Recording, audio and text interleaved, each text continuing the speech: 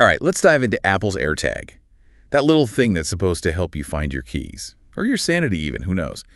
But does this tiny disc really give Apple a big edge over the competition? That's what we're here to find out. You know, Apple is known for weaving their products together into their ecosystem, and the AirTag is no different. It's kind of like they took the Find My feature on our iPhones and just decided to not stop there. Right. So let's break down how AirTag works. I think we've all used Bluetooth trackers before, like Tile, for instance.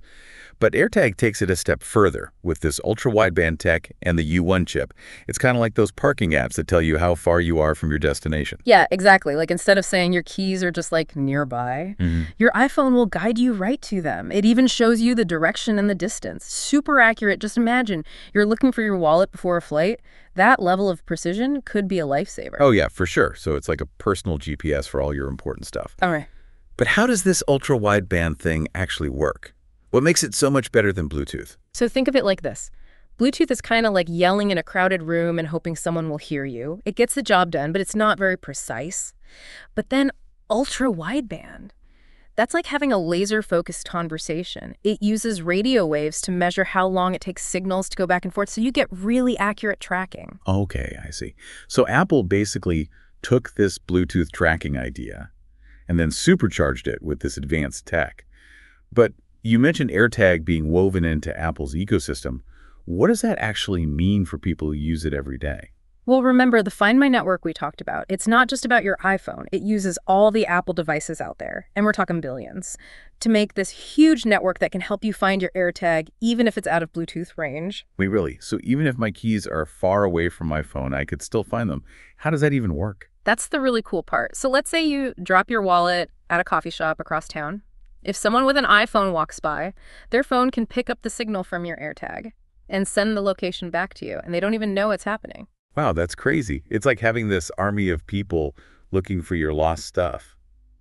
But doesn't that raise some privacy concerns? What if someone tries to use an AirTag to track someone without them knowing? Yeah, Apple has thought about that.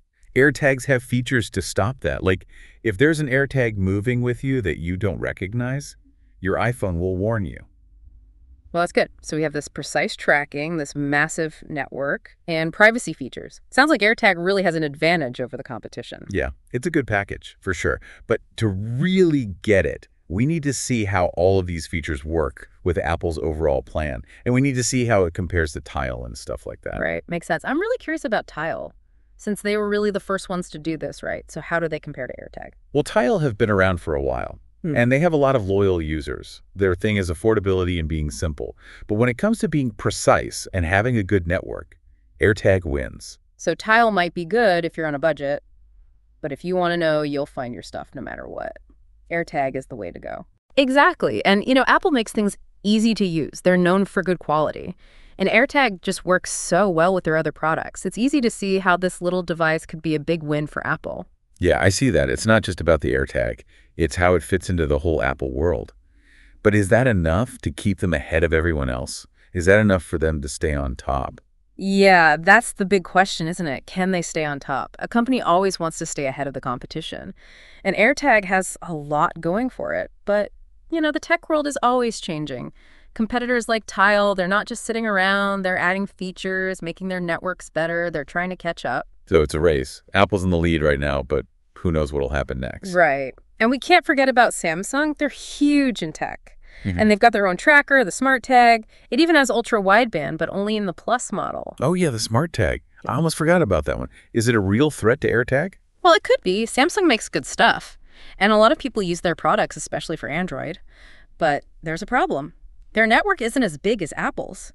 And they only have ultra-wideband with Samsung devices. So you have to stay within the Samsung world. Yeah. But AirTag can use all those iPhones out there. Exactly. That's a big difference. Apple's Find My network is so much bigger, and it gives them a lot of data. They can use that to improve things and add new features. The more people use AirTags, the better the network gets, which makes more people want to use it. Yeah, exactly. And Apple has a lot of loyal customers. They're really good at marketing. And AirTag just fits in with all their other products. It makes it really hard for other companies to compete. So AirTag isn't just a product on its own. It's part of this whole Apple strategy. It helps them control the market. Absolutely. It shows how Apple uses what they're already good at. to make new things and stay ahead. But it's not just about being the biggest. AirTag is part of a bigger trend. Everything's becoming more connected. Our devices and the real world are blending together. That's interesting. What do you mean? Well, think about it. With AirTag, our stuff becomes part of this digital world. Our keys, wallets, bags, everything. It's all connected. Like the Internet of Things, but for everyday stuff. Yeah, exactly. And that makes you think about some interesting stuff, like what will happen with ownership and privacy in the future, and how we interact with the world around us. That's a good point. If everything can be tracked, does that change how we feel about personal space? Does it make us more or less safe? Those are big questions. There are no easy answers. But one thing is clear. AirTag is more than just a way to find your keys. It's a sign of what's coming next. A future where our real lives and our digital lives are completely mixed together. Yeah, it really makes you think. This little AirTag could change so much. How we see our stuff and how we live our lives. That's what's so cool about tech, you know? It starts by solving a simple problem, like losing your keys. But then it grows and changes things in ways we never imagined. It's like those ripples, right? Spreading out further and further. Yeah. So as we wrap up our look at AirTag, what's the one thing you want our listener to take away? What's the most important thing to understand about all this? I think it's this.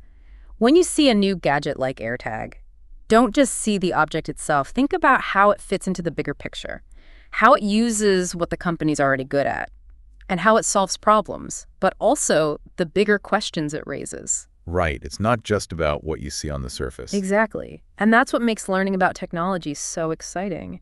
It's not just about facts. It's about seeing connections, understanding what it all means, and imagining what could be. So to everyone listening, keep exploring, keep asking questions, dive deeper into what interests you, and don't be afraid to get lost in the wonder of it all. Because the more you learn, the more you realize how much there is to discover, and that's a journey worth taking. Absolutely.